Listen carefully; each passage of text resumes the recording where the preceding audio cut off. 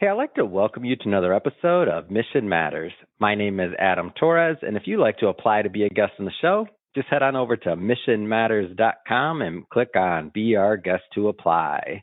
Today, my guest is Justin Chen, and he is the co-founder over at PickFu. Justin, welcome to the show. Hey, Adam. Thanks for having me.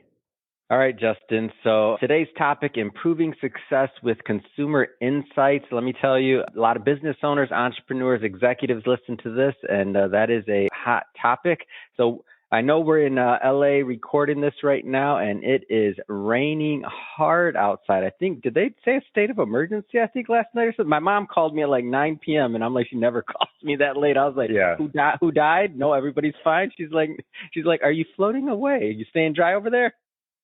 Yeah, it's on flood watch, state of emergency, but the kids still got to go to school. Luckily, I'm working at home for me, so I'm sure you're probably the same. Send the kids out to the wild while you're at home. Look at that. No, I'm just... Oh, man. So improving success with consumer insights. So how did you get obsessed with consumer insights? Where did that start for you? Yeah, so my co-founder and I were building our own business, a different business, years ago, and it was a website, and we were working on a redesign for it. And how long ago? When you say years ago, how long? Oh, gosh. Roughly. Was like 2008. Yeah, that's a long time ago. Yeah, it's a long time ago, yeah. No, that's great context, though, because it shows you've been at this a while. For some people, a long time ago is like, yeah, pre-pandemic. That's not that long ago. We got a little age on this. yeah. Go ahead. Yeah, so we were working on a redesign. We couldn't decide between the two of us. So we wanted to gather some feedback. You know, we wanted to go talk to actual strangers, maybe go to a coffee shop. But being engineers and introverts, we both didn't want to do that. So we built a solution to essentially be a digital focus group so that we could put up different options in front of a random audience and get unbiased feedback about which designs they like and also give us written explanations why. And that was kind of the genesis of the original version of PickFu. And so it kind of like sat as a side project for a number of years. And, you know, we saw entrepreneurs using it for different idea validation type things. And then it just started picking up steam on its own. And we started getting all this great customer feedback of like, wow, I didn't realize I could gather consumer research. I thought it was just for the big companies and all this kind of stuff. And so we decided to pivot all of our attention over about 5 or 6 years ago full-time onto PickFu and really start evolving the product and growing it. And so now we've got people in all kinds of industries using it to gather any kind of insights, whether it's comparative or just open-ended feedback on their creatives and their ideas, and really making a big impact on their business outcomes. How long into it were you before you decided to go full-time? Oh, let's see. It was probably like sitting around for about 10 years. Yeah. Wow. Yeah. No, I like that. And the reason I bring that up too, by the way, is because there'll be people that listen to this, and I always try to stress there's no one way to do entrepreneurship, right? Not everybody has to.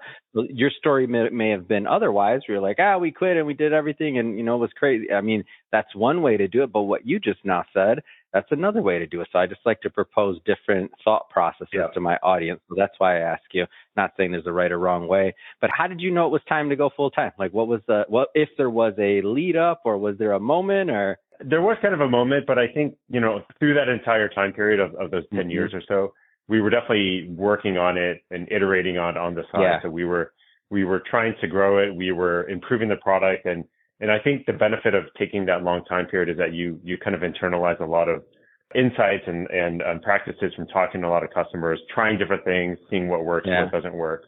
In that early stage, actually, a lot of our initial customers were authors testing book titles and book covers. And it was a very good industry for us to get our feet wet with, kind of like industry specific marketing and kind of going after like a core smaller set of users as opposed to trying to appeal to everyone. So that was pretty formative, I think, in the evolution of the business. But the tipping point for us was actually around 2018, 2019. We started getting mentioned by some e-commerce kind of influencers, podcasts at conferences as a really insightful tool to help them make better product decisions. And so selling on Amazon is a very popular way to do entrepreneurship now. And so we kind of started riding that wave of a lot of people selling on Amazon, a lot of people selling on Shopify. And we started getting inserted into a lot of different courses as a great way to validate product decisions. So whether that's product concepts or branding or packaging design, all the way down to your marketing images. So, the images that show up on the Amazon search results, a lot of our customers are testing those kinds of images to make sure that they're the most appealing image to get the click to their listing.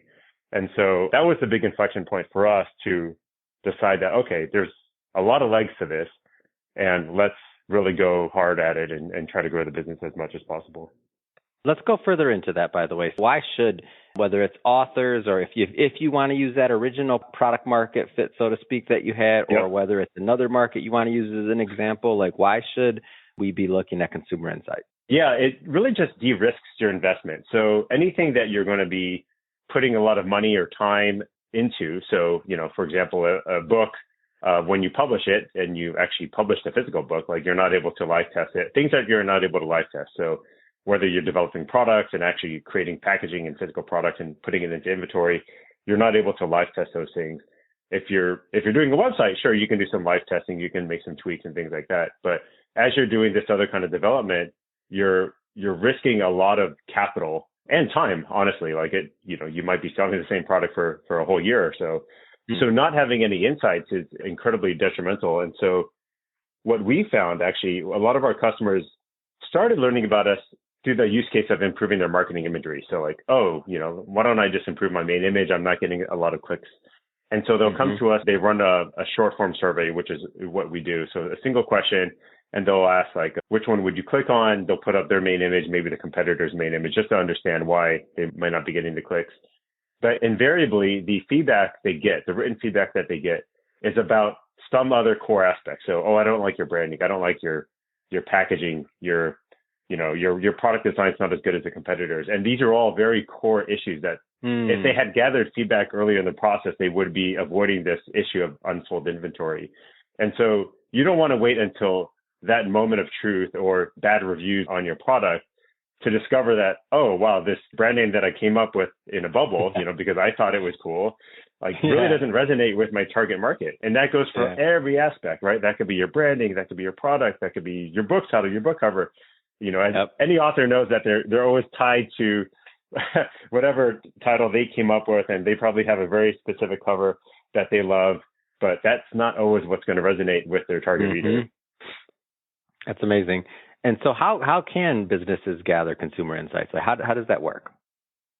So what we've done is we've built a platform that's kind of like very short form surveys. So traditionally, the way that some people have done this is they run ads. So Tim Ferriss kind of popularized it with 4 Hour Workweek, where he said he used Google Ads to test out some of the titles.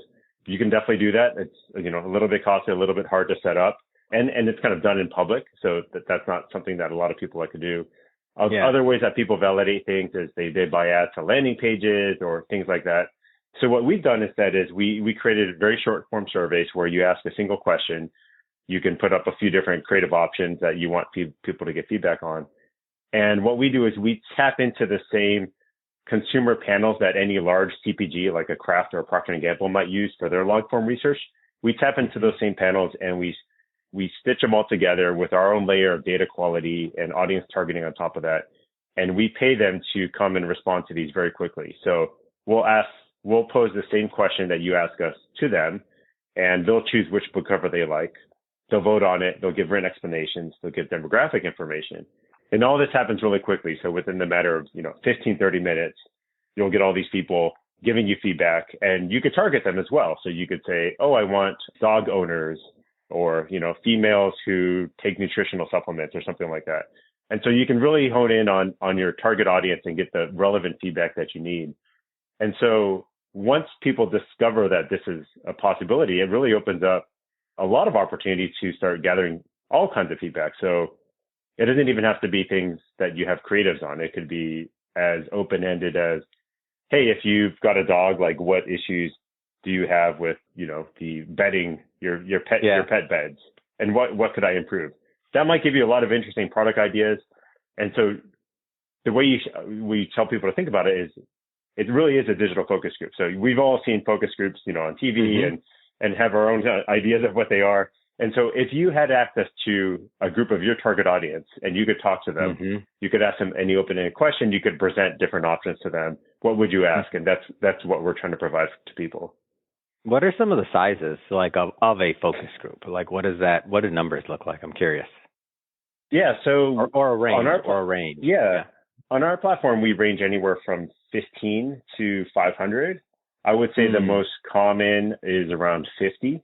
We find that to be like a pretty good sweet spot of fast enough and good enough data. I think if you're iterating on very small changes, like a lot of times people will iterate on font changes or small color tweaks, you could even go as low as 15 because, if you're getting 12 to 3 in a certain direction, that's directionally, strong enough. So it's quite flexible in that depending on how large of a magnitude of a decision you're making, you could go higher, 100, 200, 500 responses. But if you're testing small things, you can go lower.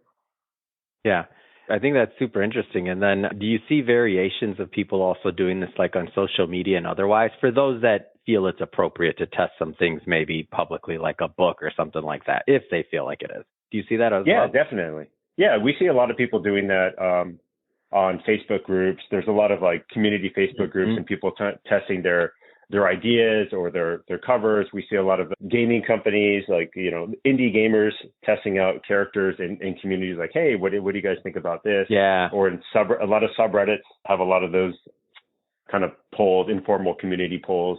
And so if you're comfortable doing that in public, I think that's a great way. The one that you mentioned, the community word, like that's I feel like it gives you just options for engaging your community as well. Like I've kind of seen some people do it pretty well in that manner. And so when I see something like this, I think obviously somebody doesn't have to stop doing that, but this gives you a more formalized focus group that are your right target audience, right? So then it's just kind of like a step above doing it, kind of willy-nilly, right? Exactly. Yeah. And I think if you already have a pretty dedicated community of fans, then I think it's a great way to do community engagement to get them involved because it gets them more vested into, your product decisions. And I know that engenders more loyalty. But there are definitely always going to be some things that you don't want to test in public, even if you do have that community. For sure. And there's the fatigue as well, right? And assuming that your community are the ones that actually purchase from you as well, because I'll give you an example. Mission Matters. I mean, we do quite a bit of obviously podcast content and other content, but are those our most profitable clients, the individuals listening to the podcast and the shows? I mean, we make advertising revenue, that kind of thing, sure. But our target market is a completely different thing in terms of what we attract and what we actually market to. So if we were to ask our community, quote unquote, what do you think about this? It's like, hey, vote with your dollars then, buddy. No. Exactly. Yeah. No, this is awesome, Justin. This is good. I mean, you got my wheels turning. I'm sure that a lot of the audience that are listening are envisioning and imagining what they could do if they could use PickFu and also, figure out what running these test focus groups would be like. That being said, first off, it's been great having you on the show. Second, how do people follow up? I know there's only so much we could do in a podcast episode. How do people follow up and learn and engage with the platform? Sure. So we're always trying to make PickFu as easy to use as possible. So you can go to pickfu.com. You could sign up for free, create a free account. And in that onboarding process, you'll actually be able to run a free 5-response poll so that you can experience the kind of value that you can get from actual people. And it's one of those things where I could talk about it all day, but until you actually try it and see people writing about your particular product and your particular idea, that's when it's really going to click for you. So I definitely encourage people to go try it out for free. No credit card needed to sign up. So that's the best way to check it out. If you want to connect with me, you can find me on LinkedIn. Amazing. That website one more time? PickFu, PickFu.com. Wonderful. And for everybody listening, we'll put that in the show notes so you can just click on the link and head right on over. And speaking to the listeners, those new listeners out there, if you haven't hit that subscribe button, I don't know, pick it. hit that button. We got many. It's not going to bite you. Don't worry. It's okay. It's just a subscribe button. We want you to come back and enjoy more of the amazing guests we have on the show day in and day out. We're working hard for you over here. Hit that subscribe button. And if you're feeling really generous today, leave a review too. I won't be mad at you for that. Justin, thanks again so much for coming on the show. We appreciate all you're doing. Thank you, Adam.